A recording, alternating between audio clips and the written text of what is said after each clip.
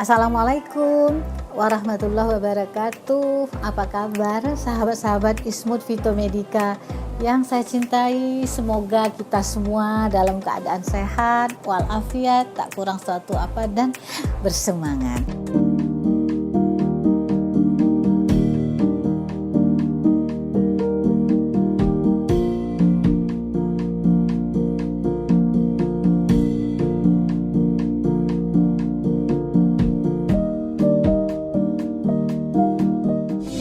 Teman-teman, hari ini kita enaknya ngobrol apa ya? Terpikir gitu oleh saya, hari ini saya mau ngobrol santai aja ya. Ngobrol santai tentang kesehatan. Biasanya kan kalau saya muncul di video selalu tentang produk tertentu, tapi hari ini saya ingin kita ngobrol santai aja ya tentang kesehatan. Nah, jadi kalau kita bincang-bincang tentang kesehatan, apa sih makna sehat itu bagi kita? Ya? Apakah sehat itu cukup dengan kata tidak sakit saja? Atau sehat itu mengandung pengertian yang lebih luas? Ya, jadi kalau kita melirik sebentar ke beberapa literatur, ya, ke beberapa informasi, kita dapat informasi yang lebih luas tentang apa yang kita maknai dengan sehat, ya. Jadi sehat pasti ya dalam kondisi tidak sakit, mampu beraktivitas, ya, mampu melakukan tugas-tugas sosial, tugas kedinasan, mampu berprestasi, ya.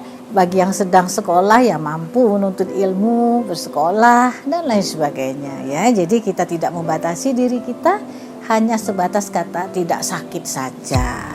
Mencakup yang luas, ya.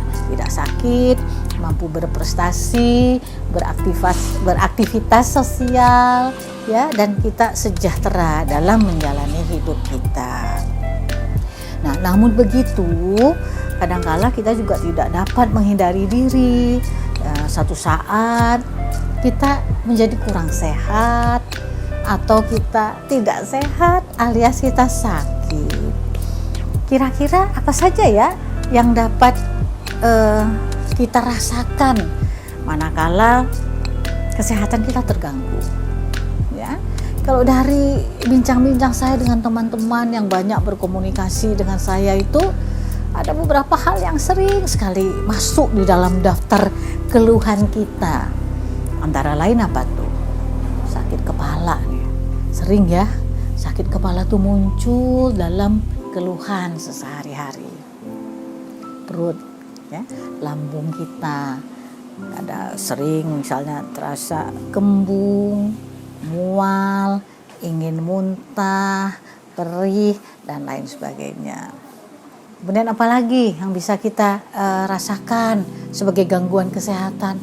Mungkin kita mengalami kesulitan buang air besar, kesulitan buang air kecil, ya.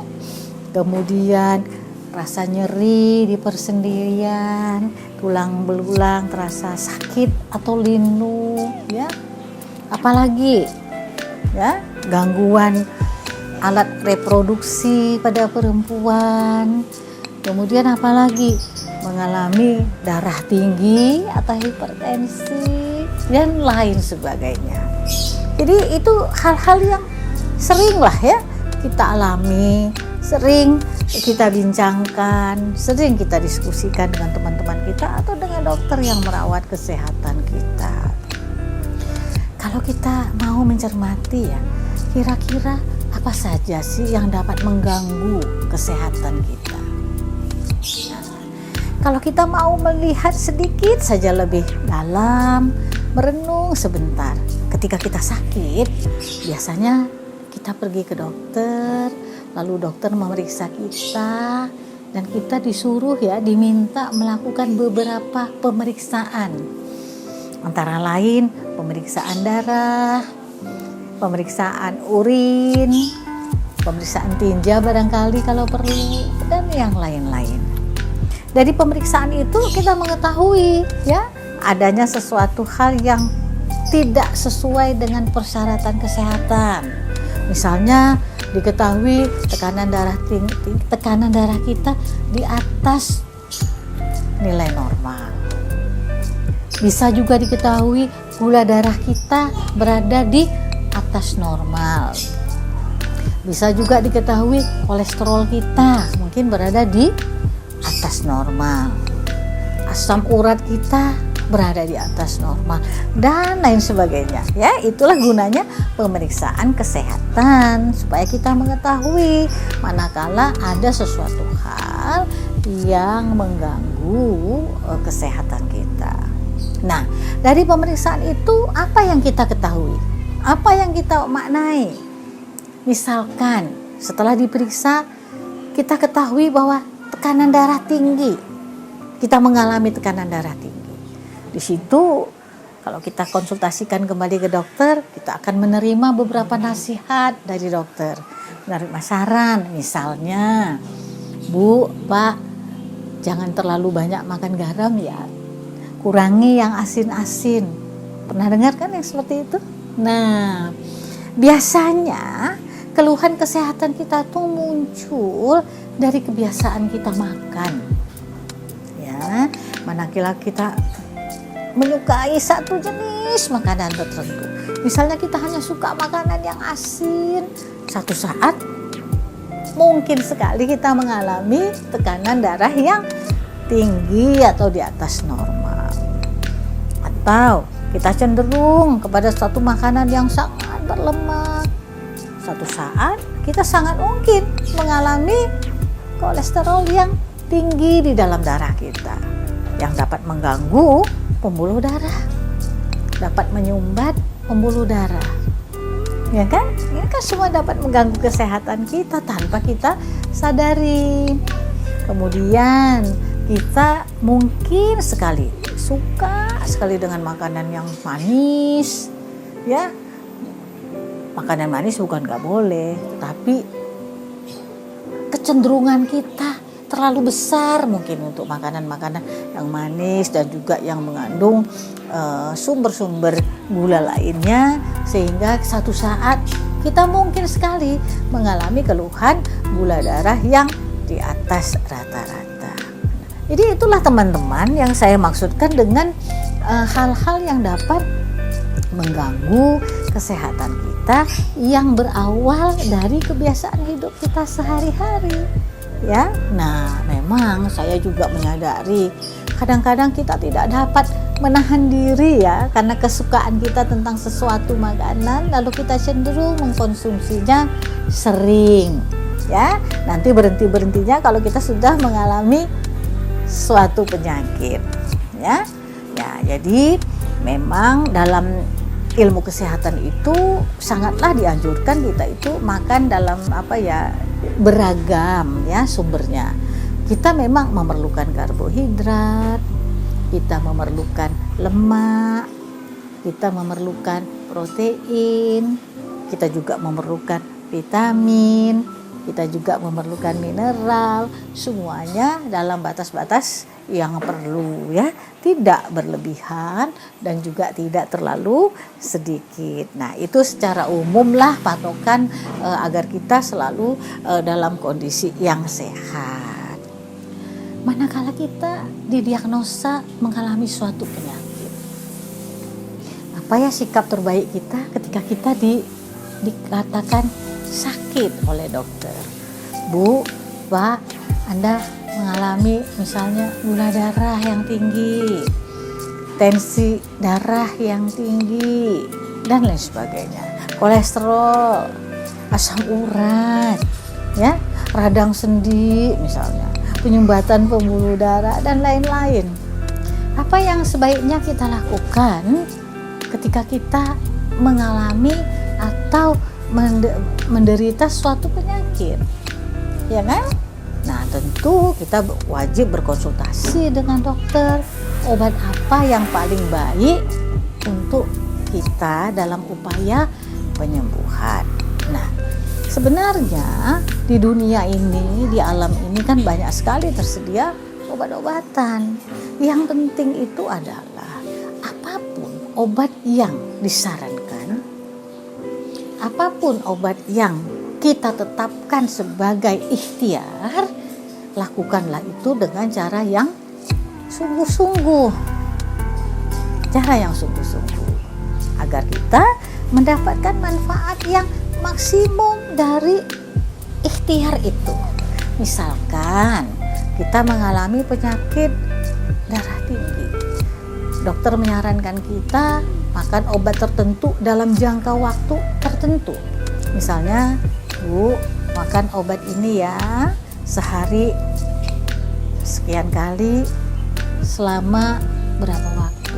Nah, kewajiban kita sebagai pasien adalah mematuhi saran itu, mematuhi nasihat itu agar kita mendapatkan manfaat dari obat yang kita makan. Kemudian beberapa di antara kita, termasuk saya barangkali, kalau lagi sakit tuh suka nggak sabaran, pengennya tuh cepat sembuh, ya kan? Kalau bisa sekali makan obat langsung hilang itu semua penyakit. Kita sampai lupa gitu loh, bahwa penyakit itu kan datang pada diri kita nggak tiba-tiba munculnya kan? Ya, penyakit itu ada prosesnya sampai dia muncul tercetus pada suatu ketika. Tapi proses sampai terjadinya penyakit itu sangatlah panjang. Nah, oleh karena itu pengobatan juga membutuhkan waktu, ya. Jadi janganlah sampai kita semua, termasuk saya terutama, kehilangan kesabaran dalam proses penyembuhan. Karena semua itu membutuhkan waktu. Sebagaimana penyakit itu datangnya juga tidak tiba-tiba, maka pengobatan itu pun mempunyai proses. Jadi tidak ada ya obat yang bisa dalam sekejap mata sembuh semuanya, seperti sulap begitu. Jadi wajiblah kita memahami ya bahwa semua itu membutuhkan waktu. Apalagi kalau kita misalnya mulai berobat ketika penyakit kita sudah di dalam kondisi yang lanjut. Misalnya kita membanding-bandingkan, kok orang itu makan obat 1 bulan sudah sembuh ya, kok saya sudah 3 bulan belum sembuh. Padahal kita tidak tahu, mungkin orang itu makan obat ketika penyakitnya dalam tahap yang awal, sementara kita baru mulai berobat ketika penyakit sudah sampai kepada tingkat yang lanjut. Nah, jadi kapan mulainya kita berobat itu juga mempengaruhi lamanya proses penyembuhan. Dan yang ada lagi yang paling penting, terapi itu tentu mempunyai dosis tertentu. Jadi kalau kita sudah berkonsultasi kepada ahlinya, ya sudah diberi saran, sudah diberi nasihat tentang dosisnya, berapa kali diminum sehari, selama berapa waktu, patuhi itu, ya. Patuhi itu supaya kita betul-betul mendapatkan efek terapi dari obat yang kita konsumsi. Kalau kita makan obat tidak taat dosisnya, ya, tidak cukup jangka waktu terapinya, nanti bisa jadi usaha kita akan sia-sia, tidak mendapatkan hasil yang kita harapkan. Sayang ya. Nah, kemudian hal lain lagi yang penting kita perhatikan adalah bagaimana sih cara kita memilih obat yang baik. Ya, ketika kita berobat ke dokter tentu memberikan menuliskan resep obat yang tepat untuk kita.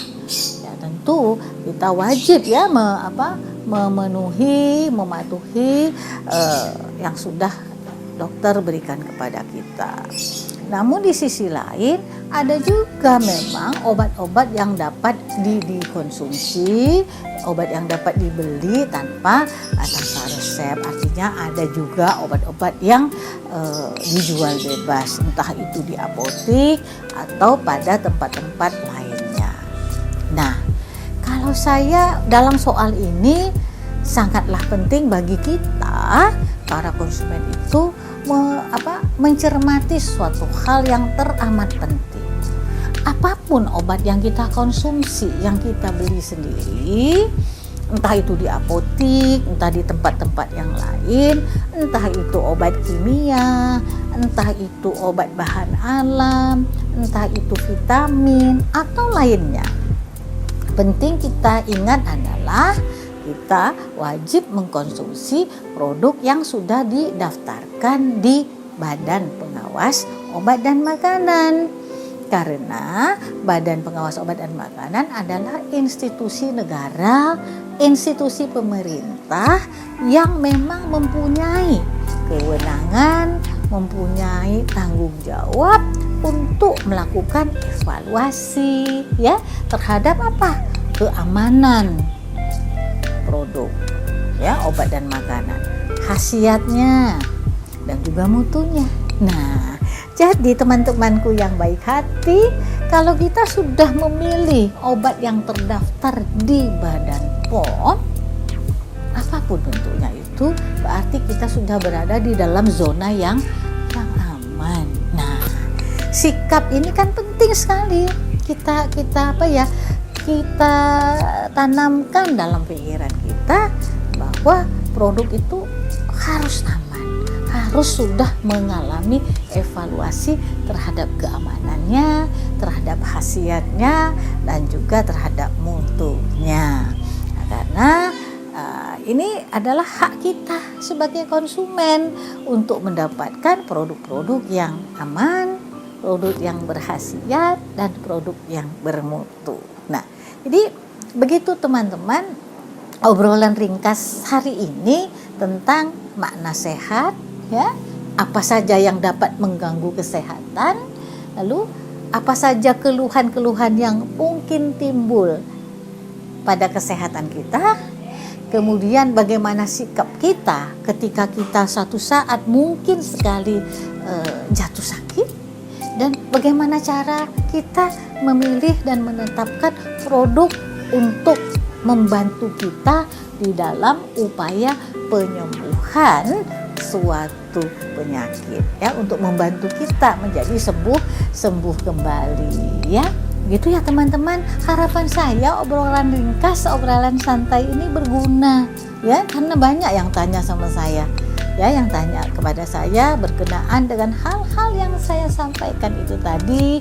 Mudah-mudahan informasi ringkas ini berguna, bermanfaat buat kita semuanya. Terima kasih ya sudah menonton video ini. Sampai kita berjumpa kembali pada video-video Ismut Fitomedika lainnya. Assalamualaikum warahmatullahi wabarakatuh.